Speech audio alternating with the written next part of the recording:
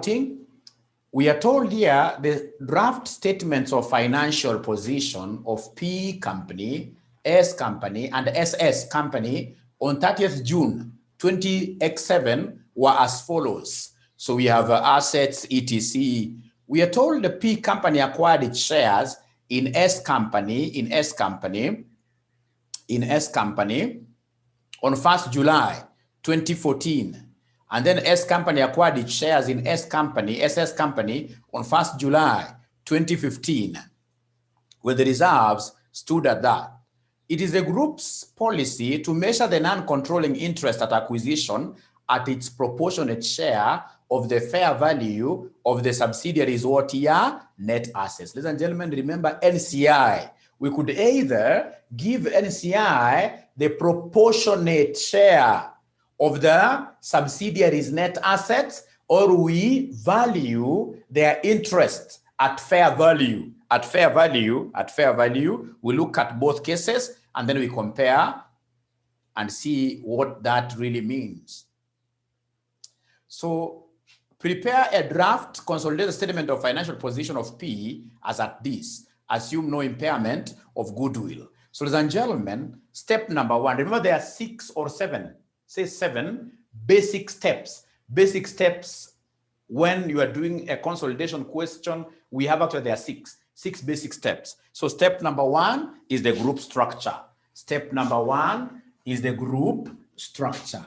Step number 1 is the group structure.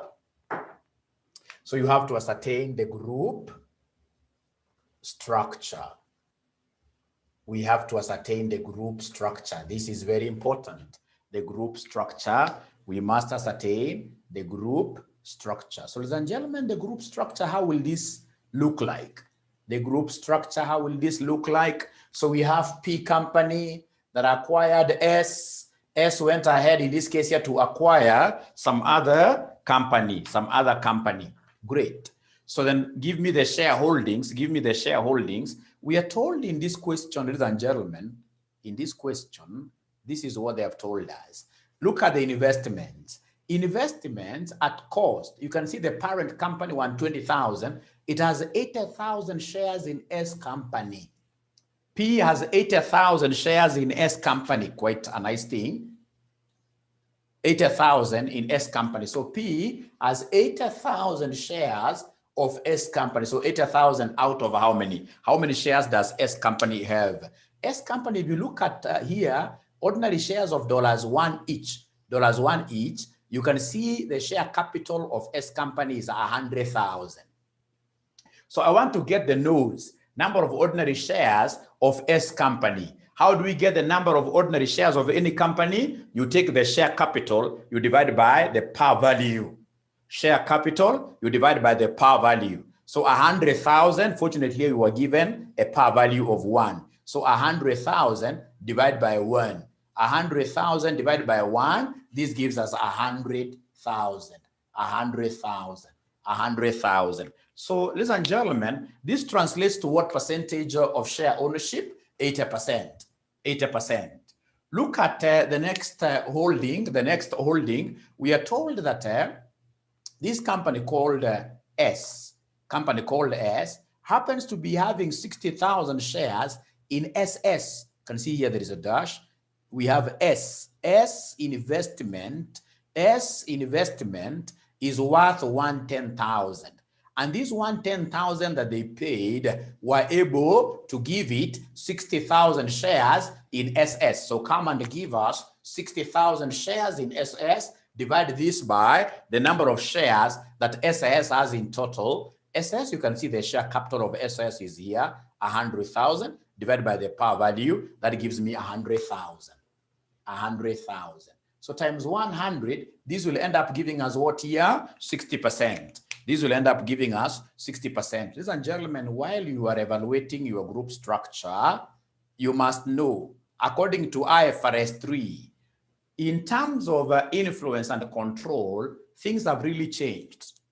You can very easily get a situation where we have this kind of a big shareholding, 80%. But if we have decided to give our control to a different party, For example, you have decided and said that the NCI, you guys have got managerial experience. You've got managerial experience. And because of your managerial experience, we are going to give you this company. You run it without our interference. We even sign it without our interference at all for the next, say, 10 years. So meaning that we have given away our powers of control. When you give away your powers of control, ladies and gentlemen, then this cannot be termed as a subsidiary. You can't consolidate its performance in your group results. You can't do that. So remember, at times you could get even a situation where you have like 40% shareholding, 40% shareholding. But if the examiner shows you some hints somewhere, which, for example, says that you've got control powers, controlling policies of the company, being able to appoint, for example, 8 out of 10 directors of a company, even if your shareholding is quite little and you have the powers of sending decision makers to a company like that, then that company is yours. That is your subsidiary, and therefore you need to consolidate. Ladies and gentlemen, remember nowadays in terms of you giving us the subsidiary associate status, it's not really about the quantitatives per se. No, we have to look at the quantitative and the qualitative aspects as per IFRS 3. Here, fortunately, there is nothing in this case here that shows us that this is not a subsidiary. So we have here, of course, this is more than 50%. And in the absence, this is more than 50%. And in the absence of information that tells us that, fine, you guys have got this high percentage, but you are not controllers. Here, there is no qualitative information. So what are we able to see? We are able to see straight away that S is a subsidiary of P. S is a subsidiary of P. Is a subsidiary of P. And on the same breath, we are able to see that SS is a subsidiary. SS is a subsidiary of S. SS is a subsidiary of S. Ladies and gentlemen, because we are controlling S, because S is our subsidiary, and the S went ahead to acquire another firm that has turned out to be its subsidiary, then automatically SS becomes a company that is being controlled by the parent as well, regardless of our effective shareholding. Listen, we are saying that we control S, and the S controls SS. So if we control S, perhaps in this case here, we have sent all the directors of SS to run its board, to run the company.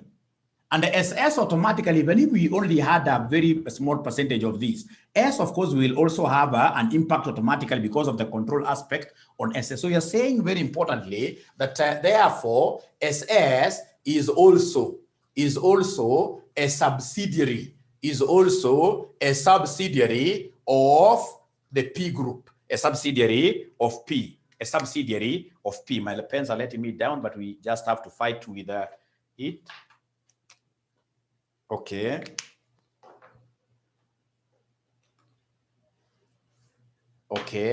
So we are saying that SS is also a subsidiary of P. Now listen, if SS is a subsidiary of P, first of all, even before I go to that, we've said here that S is a subsidiary of P. If it's a subsidiary of P, in this case here, then the P group commands what percentage? 80%, right? And then, of course, the balance will be handled by NCI, The balance NCI is what percentage? 20%. Now come to this other one that you have said is also a subsidiary of P group. So the P group here, ladies and gentlemen, this is quite easy. Consolidation, I should be able to get all the marks. Very easy. So the P group, ladies and gentlemen, the P group here, the P group in SS, controls what percentage? It is 80% times 60%, which will give me 48%. So somebody who doesn't understand this thing very well will tell you that SS is supposed to be an associate of P. No. Ladies and gentlemen, remember S is fully controlled by P. If that is the case and S is controlling SS, automatically SS becomes our subsidiary. our subsidiary. So P group in SS has 48%. And therefore, NCI non-controlling interest in SS will be what percentage? 52%, which automatically now will end up giving me 100%. That is step number 1. Is there any question? Is there any question there? Any question? Any question? Step number 1 is the group structure.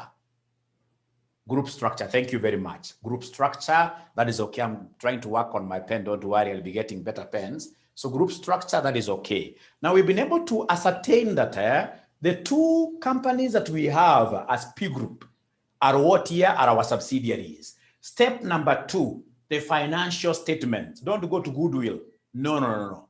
Step number 2, go to the financial statements. So tell us they are consolidated financial statements. Consolidated financial statements, that is what here, our second step. That is our second step. That's our second step.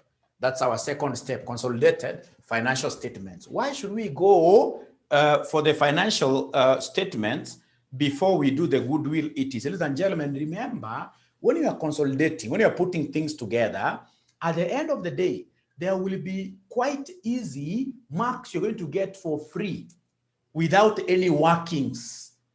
There will be things like, for example, we know that while consolidating the share capital, we only take the share capital of the parent. That is a mark which you'll be getting for free. Because I've always seen students who go to the group retained earnings working, goodwill. At the end of the day, they don't write what the examiner marks. Remember nowadays, the examiner in terms of group reporting, the examiner is so much concerned with what you're putting in the group financial statements. So come and give us here group financial statements. Group financial statements. So step number 2. Step number 2 is the group financial statements. And now basically I'll talk of the P group. My company is called the P group. P group. And the financial statement that they want us to give them, is the consolidated statement of financial position. So P group, consolidated statement of financial position. Consolidated statement of financial position. So ladies and gentlemen, what I will do is simply to come and copy everything that I have here. So I start with assets. The first assets there are non-current assets. So we have non-current. I'm simply copying the table the way it is given. So we have the non-current assets. So non-current assets, what do I have there? I have the property, plant, and equipment, also known as the tangible assets. So we have the tangible assets. So we have here tangible assets. So we have the tangible assets,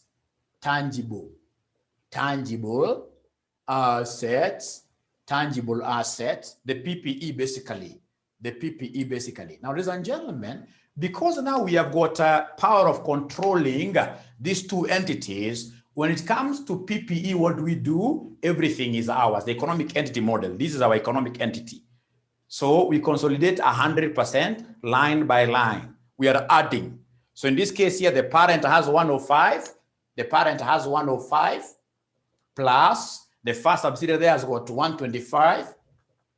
The first subsidiary, the second subsidiary has got 180. So plus 180. Don't say equals. Later on, we'll be doing adjustments. Later on, we shall be doing adjustments. But if the push comes to the shove, if in this case here we have the examiner ringing the bell, telling you straight away that you have got 5 minutes, what do? You simply get your calculator and add. You'll be surprised if you go that way, you will end up getting about 8 of the marks. 8 marks out of say 20 without knowing any consolidation at all. So we are moving on. The next one, I can see so many comments here.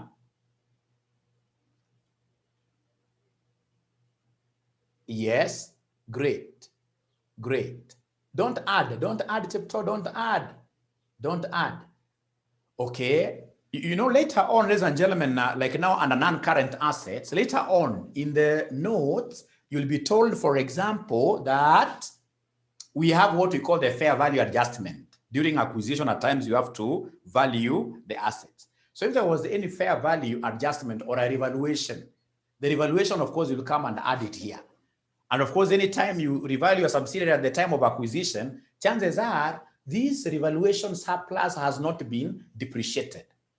So PPE, the way I was taught those old days, I know for PPE, I'll have to leave it like this. And then later on, I'll be adding any revaluation minus depreciation on what year? On revaluation minus depreciation on revaluation. So you leave it like that. Don't take your calculator. Right now, we don't want calculators. We are only consolidating, putting things together. Consolidation is all about putting things together the moment you have ascertained group status, the group status, the group structure. But remember, if you have got an associate, if you have got a joint venture, you don't consolidate line by line.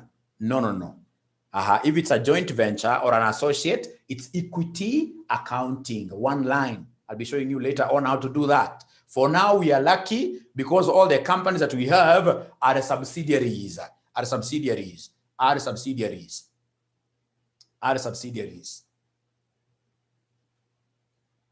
Okay, thank you very much. Now, ladies and gentlemen, here we are. We are told here, not told, but go to the next. The next thing they are telling us, ladies and gentlemen, is about investments. Which investments are these? Investment in S. S is our subsidiary. S, ladies and gentlemen, is our serious relative. So in terms of the economic entity, in terms of the group family, there is no way we can ever say that we have invested in our own assets. We have invested in ourselves. It's not possible for you to invest in yourself. It's not possible for you to have internal investments. This is an internal company. It's a serious relative. Just how, for example, if I was to give, for example, my madam some money here and then, for example, she does ABCD. I'll not really say that I've been, no. From the family perspective, this is just money which has moved from one person here, from one pocket. Just like how I can get money from here, I put it on the other pocket like that. So any internal investments, I can never recognize them. If it was in investment in an associate, that is okay. Because an associate is a distant cousin, is a cousin. Just like in business, let me be very frank with you. If, for example, you are doing business, for example, I'm doing business. I'm selling, for example, ladies' clothes. And then my madam comes and tells me, I want this particular cloth. Will I sell this cloth to that lady? Or I'll give her free of charge? Somebody talk to me. I want to show you these internal arrangements. Will I give her the cloth for free? Or in this case, that dress for free? Or in this case, I will charge her. Let me read the comments here. Internal arrangements, ladies and gentlemen, must always be eliminated. Internal arrangements, ladies and gentlemen, must always be eliminated from we must leave them out. We must leave them out. So in this case here, of course, free, isn't it? At the end of the day, she's mine. Give for free. That is the thing, yes. That is the thing. The same thing with this company. This company is yours. So anytime you hear of investments in your company, those are not genuine investments. So ladies and gentlemen, what we have here, instead of these investments in your subsidiaries, you're going to have one line that will replace that, which is called what here? Goodwill. Remember, ladies and gentlemen, when you invest in your subsidiary, you're going to acquire some net assets. Perhaps the net assets of the subsidiary you've invested in is 100, right? The net assets of the subsidiary you've acquired is 100. But if you pay like 110, that 10 extra is something that will go to external parties. The extra, the premium, must always be captured in here. The premium cannot cancel with the equity, no. So goodwill, leave this as your working three. This will be your working three. Don't put any figure there. Goodwill is your working three. Now, from ladies and gentlemen, the next item here is current assets. Current assets. Could you kindly see the current assets that we have? The current assets that we have, I can see 80, 70, and 60. I'll consolidate them. So we have here 80 plus 100 plus 100 plus 100 plus 100 plus 100. Don't get out your calculator. So that is it. I'll come and give them a line here for total assets. For total assets, a line for total assets, of which I'll straight away go to the financed by side in the balance sheet, where I can see we have equity and liabilities. And normally we begin with equity. We begin with equity. Equity. So equity, I have ordinary shares. So we have here equity. We have here equity. Under equity, we have ordinary share capital. Ordinary share capital, we only take the parent's capital. The parent's capital. Ordinary share capital, we normally work with the parent's capital. So the parent's capital, what are you able to see? The parent is here. The parent share capital is 80,000. Parent share capital, so here I hope you have written in brackets, the parent share capital, parent share capital. These are free mark. The parent share capital is 80. Parent share capital is 80. So this one, if you have the blast, of course yours is much organized. The parent share capital is 80.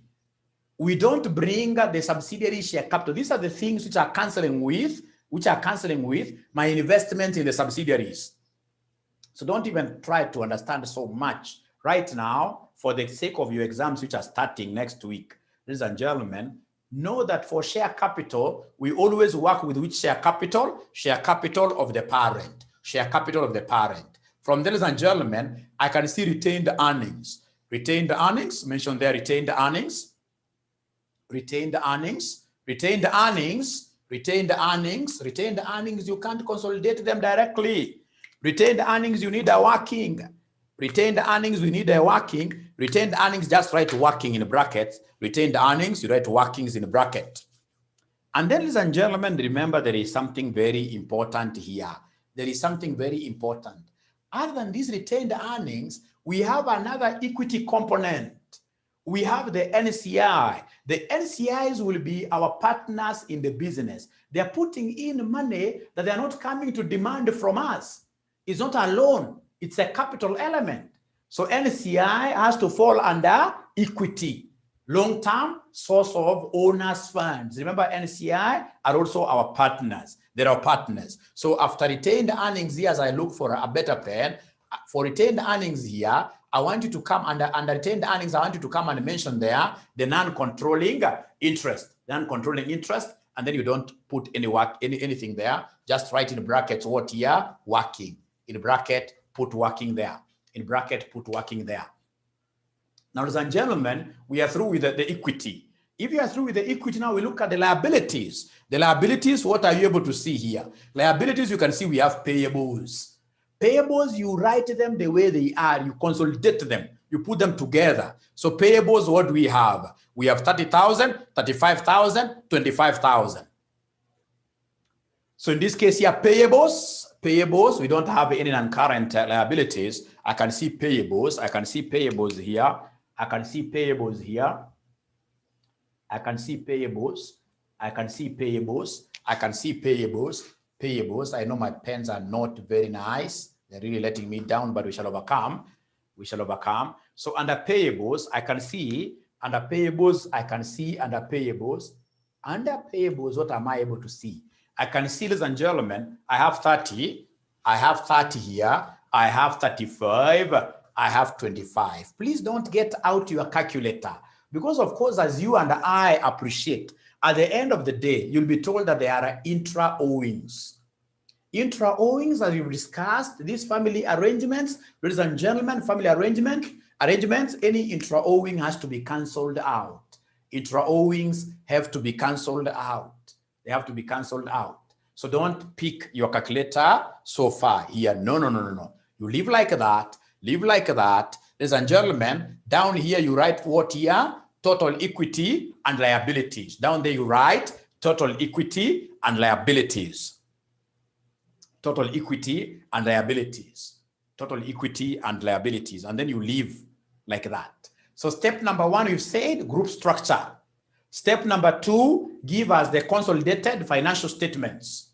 Here we don't have an income statement, so we can't do it here. So go to step number three. I said step number three, sorry, I said it was goodwill.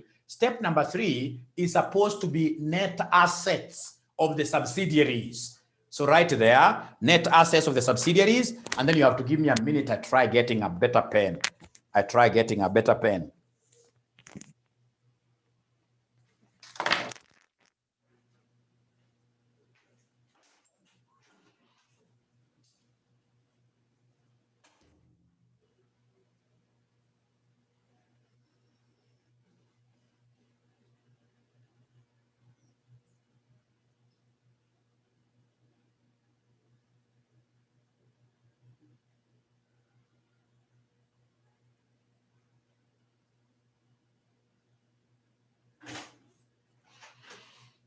I even got it much earlier than I thought. Okay.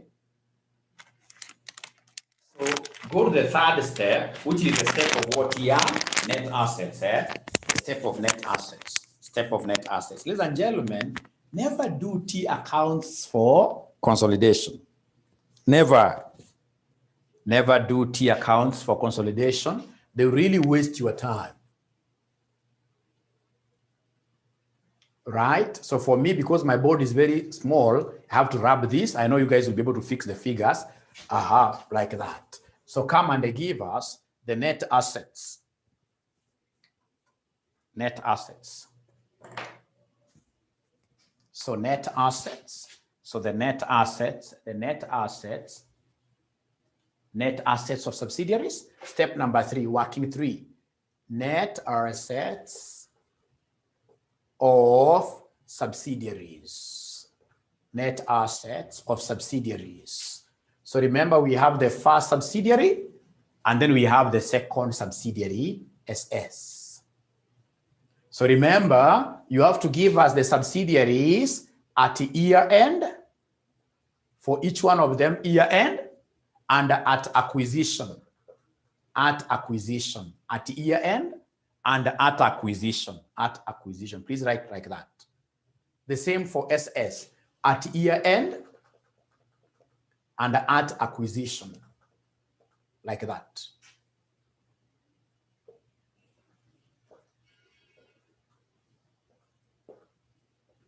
Okay.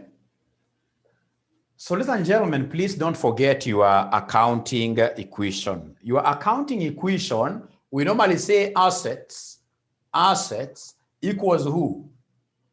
Assets equals who, somebody? Assets accounting equation. Assets equals equity plus what here? Equity plus liabilities. Equity plus liabilities. Very important for you to know that. Could you kindly take this to the other side? If I take this to the other side, I'll be talking of assets minus liabilities equals equity. And then if you remember, even in financial management, assets minus liabilities is what we call net assets. This side. This is what we call the net assets here. Net assets. Meaning that in consolidation, we shall always be measuring our net assets using equity. I'm repeating again, for consolidation, our net assets of our subsidiaries will always be measured using equity. So here we are. So equity, we start with share capital. So basically, we are looking at the equity elements here. So we have here the share capital. We have the share capital. So please give me the share capital of S, the first subsidiary. Somebody let us now work together. Now I have a better pen. I've got no reason to worry. What is the share capital of S company? At year end, remember year end is the reporting date. The one in the financial statements.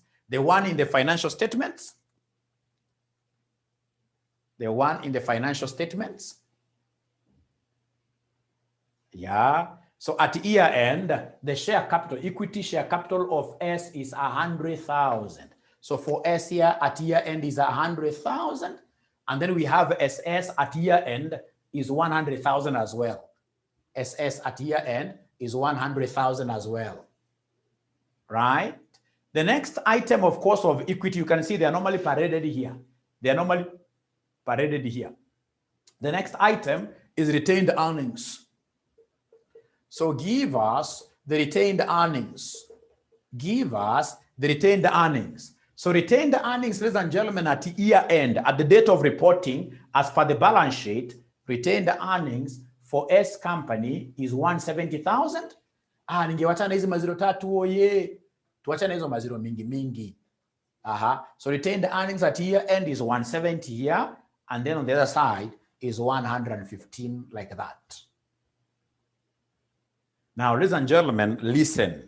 In terms of net assets, if you can remember very well, the other thing that normally constitutes our net assets will be the revaluations at acquisition.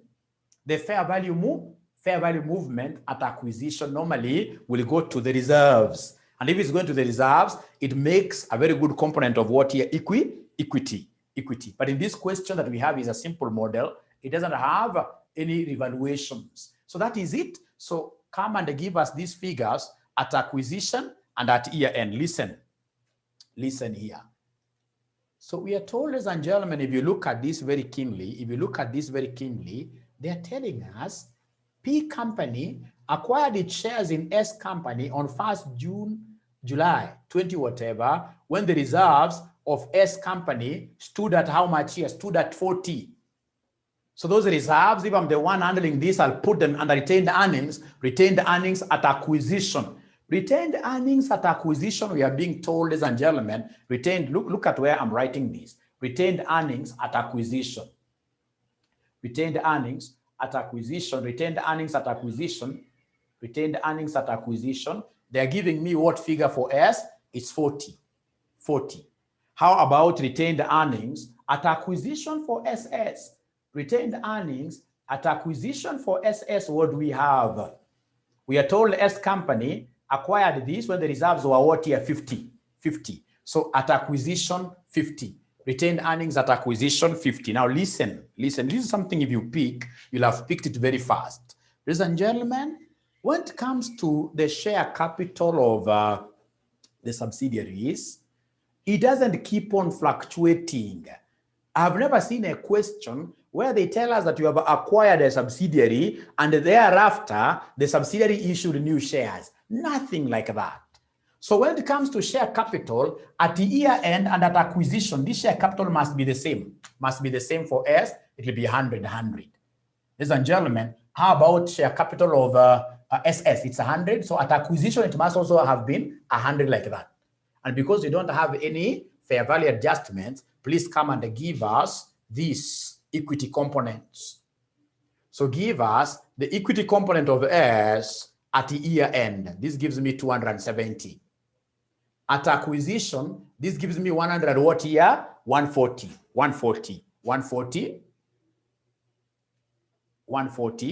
Come here, SS. At year end, what do we have? 200 what here? 15. This is 100 what here? Somebody? 150. Now, ladies and gentlemen, listen. Come here and give us the growth. The growth is what we call the post-acquisition profits. Post-acquisition profit. The growth in your equity is what we call the post-acquisition profit. So come here and give us post-acquisition profit. Post-acquisition profit, basically this is net assets at year end minus net assets at acquisition. Post-acquisition profit. So ladies and gentlemen, come and give us the post-acquisition profit of S. The post-acquisition profit of S. So S alone at year end, 270.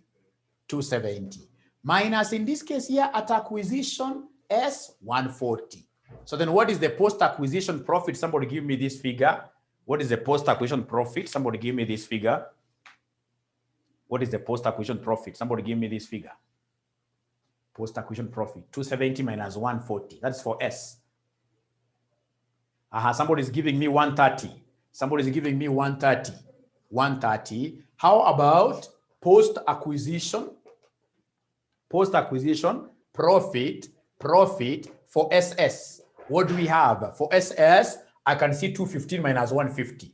250 minus 150. This will end up giving us what figure? 215 minus 150 gives me 65. Now listen, this 130, of course, we know it has to be shared to the two partners. We have the P group, SSP group was 80%. P group will take 80% of the 130, and then we have the NCI. The NCI which will be taking 20%. NCI will be taking 20%. And then, ladies and gentlemen, the same with this 65. This 65, we have the P group. The P group, we have defined our percentages. P group was 48%, and then we have the NCI, which was 52%. NCI was 52%. So could you kindly give me this figure so that when we go along, we know what we shall be putting where? So what is 80% of 130? What is 80% of 130? 80% of 130 will give me what figure? I'm being given a figure of 104. 104. So we have here 104. How about 20% of 130? 20% of 130 is 26. Thank you. Come here, 65, 48%. 48%, 65.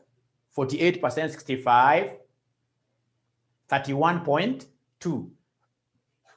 31.2. 52% of 65. 52% of 65. We're almost finishing. I told you there are very few workings. Consolidation has got very few workings. What is 52% of 65? So I'm being given 33 point what here? 33.8. That is it. That is the end of that particular working.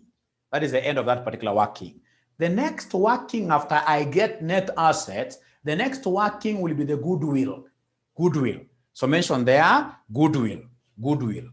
The students who came in a little bit late, unfortunately, you'll have to float kidogo tu lakini utakamata saizi, don't worry. So come and give us a working for goodwill. So a working for goodwill. A working for goodwill. So goodwill, we have in this case here the consideration. The consideration paid by P group. By P group to acquire S and to acquire SS. The consideration that was paid by P group to acquire S and to acquire SS. P group, remember. P group, remember. Ladies and gentlemen, P group paid how much? Look at the investments here. If you look at the investment for P to acquire S, they paid 120. If you're together, you can see P paid how much here? Paid 120 to acquire S. And then you can see we have 110 was paid by S to acquire SS. So then P paid how much? P must have paid 80% of that 110. P paid only 80% of the 110. Remember, the 110 was paid by who? Let us be clear on this. Let's be clear on this. Ladies and gentlemen, let's be clear on this. Who paid? I would want us to be very clear on this. Who paid, ladies and gentlemen, who paid this 110,000? It's not P directly. It is S. It is S which paid the 110. And remember, out of whatever operations that the S does, our share P group is 80%. Is 80%. Is 80%. So in this case here, we paid 88. We paid 88. Now, ladies and gentlemen, remember, we never acquired this alone. We never acquired this thing alone. We have NCI. We have NCI. So could you kindly come and give us NCI? NCI, we either go the fair value way or the proportionate method. This examiner has spelled to us to use the proportionate. We use the proportionate method. Proportionate, like now for S, we know the NCI percentage was 20. So 20 of the net assets of S. 20 of the net assets of S. Net assets, remember, net assets of S. So what is 20? 20% of, give me the NCI proportional. There is something I want to check out here. NCI proportion of the net assets. What do we have? Somebody there? NCI NCI. So should I take 20% of 140 or 20% of 270? 20% of 140 or 20% of 270? Somebody talk to me. Talk to me. Talk to me. Talk to me. Should I take 20% of 140 or 20% of 270? Awaniongeleshi. Remember, goodwill is computed as at acquisition date. As at acquisition. So this should be at acquisition, which is 140. So 20% of 140. So this should be 20% of 140, which will give me what figure? Somebody here. 20% of what? That is 28. 28. 28, 28, if I'm not wrong. And then we have 52%. 52% of SS at acquisition. 52% of SS at acquisition, that is 150. 150. So could you kindly give me this figure? Kindly give me this figure. Nikuonyeshe maneno sasa. So 52% of 150 gives me what figure at the end of the day? Somebody give me these figures. Najua nikirudia mara pili mtapenda sana this approach. This approach which I've shown to many students ikawasaidia sana. So ameniambia ni 70 what? 78. 78. So could you kindly give me these totals if you wish? You can get the total being the total consideration now. The total consideration, 120 plus 28 will give me what figure? And unfortunately, I have very few minutes left. So 120 plus 28 gives me what figure? Please just concentrate a little bit. I know this is something you'll come to thank me. So this gives me 148, This gives me 148. How about this one, 88 plus 78?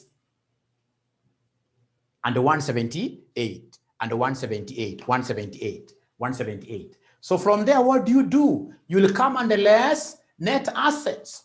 You less net assets at acquisition. Less net assets at acquisition. Because goodwill, as we've said, goodwill, we normally evaluate goodwill at acquisition. Goodwill at acquisition. So the net assets of S at acquisition here, we have 140. And here we happen to be having what here? 100 and what here? 50 at acquisition. At acquisition. So could you kindly give me these answers? Then this automatically will give me goodwill. This automatically will give me goodwill. Goodwill, which will be equal to what here? Somebody for S. Is it not 8? 8. How about SS goodwill? SS goodwill. SS goodwill. So this is supposed to be 88 plus 78. What is 88 plus 78? Somebody must have misled me here. 88 plus 78 is 166. 166, thank you. 166. 166. So then this gives me 16. Ladies and gentlemen, remember this is goodwill at acquisition. If, for example, you were given the concept of impairment, I would have subtracted. But here there is nothing like impairment. There is nothing like impairment. So in this case here, the goodwill that we have at acquisition will be exactly equal to the goodwill at reporting. So therefore, the total goodwill will be 8 plus 16. The total goodwill will be 8 plus 16. 8 plus 16 equals what here? 20 what? 24. So in your balance sheet, where you are written goodwill working, please go and put 24 there. Go and put 24 there. In your balance sheet, go and put 24. In your balance sheet, go and put 24 there. Go and put 24 there. Great. Great. So that is a goodwill. Ladies and gentlemen, the moment you get goodwill, now straight away, go to retained earnings. Go to retained earnings. Retained earnings. Retained earnings is not even a working I normally do for consolidation. When I'm consolidating myself, I don't do retained earnings at all. I'll normally go to the balance sheet figure and get a balancing figure. Balance sheet, get a balancing figure. Get a balancing figure. Get a balancing figure. Now, ladies and gentlemen, listen. For you now here, that now that you are laying the foundation, it will be important for us to come and put down this goodwill figure. So, not goodwill, but retained earnings. So, group retained earnings. Group retained earnings. So, group retained earnings give us the P group retained earnings at reporting. The P group retained earnings at reporting from the balance sheet. From the balance sheet, what is the P group retained earnings figure? From the balance sheet, the P group retained earnings figure is 100 what year? 95. Is 195. Is 195. So P group retained earnings at reporting, we have 195, 195, and then now we have here share of post-acquisition profit, share of post-acquisition profit for S, and then we have share of post-acquisition profit, SS. Remember, you already had these figures. You already have these figures. We already have these figures. So share of post-acquisition profit for S, if I remember, was it 26? No, 104. Please give me these figures as I disappear. I can see Mr. Njuguna here. So share of profit, post-acquisition profit S. Ilikuwa inakuja ngapi somebody? Who can give me this figure? Tulikuwa tumeshafanya already. 104. And then we have share of post-acquisition profit, SS. SS, I believe, was 31.2 for the group. For the group, 31.2. Uzuri hapa hatuna mambo ya impairment. Ingekuwa impairment of goodwill ungekuja unyorosha hapa. Right? Hapa hakuna mambo mengi, so come and give me the group's retained earnings. Group's retained earnings, nipatie figure.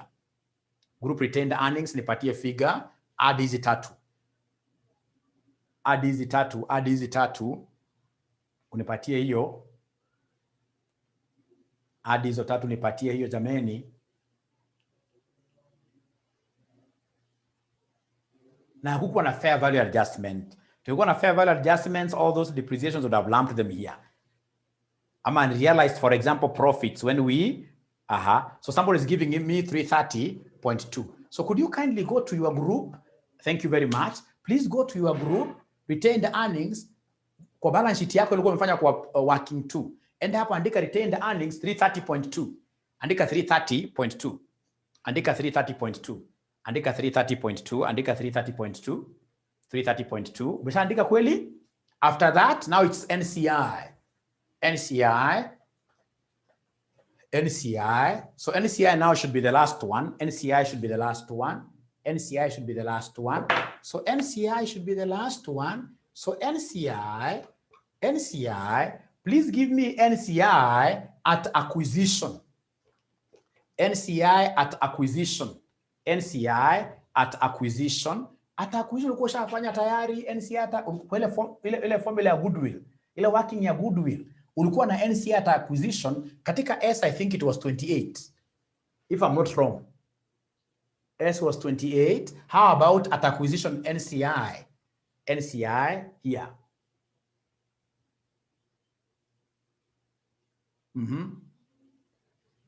28 and 78. Thank you very much. 28 and 78. That is NCI at acquisition. NCI at acquisition. Give us post-acquisition.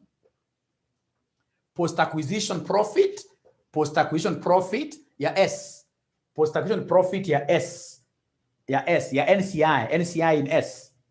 NCI in S. NCI in S. NCI in S. Post-acquisition. Tunamaliza. Post-acquisition profit NCI. Post-acquisition profit NCI. Inakuja namna gani? Post-acquisition profit NCI. Tulikuwa nao kwa ikona. Tulikuwa tumegawa post-acquisition profits. 26. Thank you very much for S. How about for SS? How about for SS? 33.8. Now, ladies and gentlemen, remember this NCI. I wish ningekuwa na time kidogo, lakini time imekataa. Tuko na parent, tuko na S, na tuko na SS. Hapa kuna kitu moja lazima ujue sana. Ladies and gentlemen, remember when S was acquiring SS, it paid how much? It paid 110. It paid 110. S paid 110 to acquire SS. Ideally, this 110 should have been paid by P 80%, P wangelipa 88, na NCI wangelipa 22, NCI wangelipa 22, right? But you and I know for sure that the entire 110 amount was paid by who? By S. And the S is what here? S is our subsidiary. S is our, so it means that the parent basically paid the entire 110, meaning that as we are looking towards giving NCI their share, we must remember that there is some money we paid for them. There is some money we paid for them, which we need to come and deduct here, 22. So in this case here, we have the investment paid by P group on behalf of the subsidiary, on behalf of NCI 22. So please come and give me these figures very fast. Give me the total, give me the total. The total, we have 28, 26, and this 22 is subtract. This is something whenever we have this subsidiary, something that so many students forget. They end up giving NCI everything, forgetting that there is an amount that we paid for them. So Peter gives me 32 here. How about this one, SS? How about this one here, SS? What do we have here, somebody? 111.8. So please give me the total, add the two, give me the total, add the two, give me the total, add the two. So when you add the two, what do we have? 143.8. So please go to your NCI and put that figure there. Go to your NCI and then you put that figure there. And then you tell me whether your table is balancing. Give me the total assets. Give me the total equity and liabilities.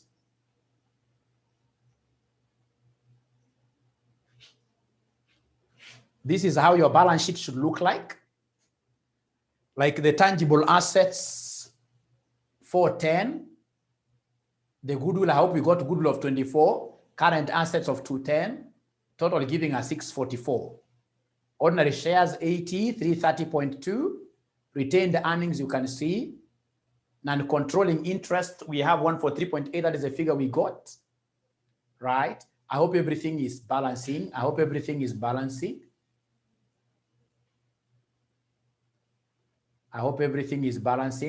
Is there somebody who has been able to really reach there?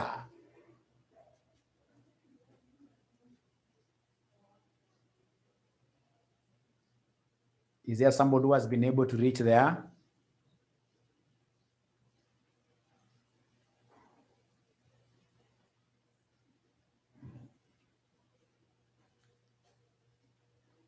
Now, the only adjustments ambazo utafanya later, ni kama kuna intra-payables unazingoa like that. So otherwise, thank you very much. It has been a pleasure. I hope that method also can work for you. Is it a good method ama turudi kwa T? Is there somebody who has gained something? Iko sawa. It's a good one, yeah. Paka nirudie. Thank you very much.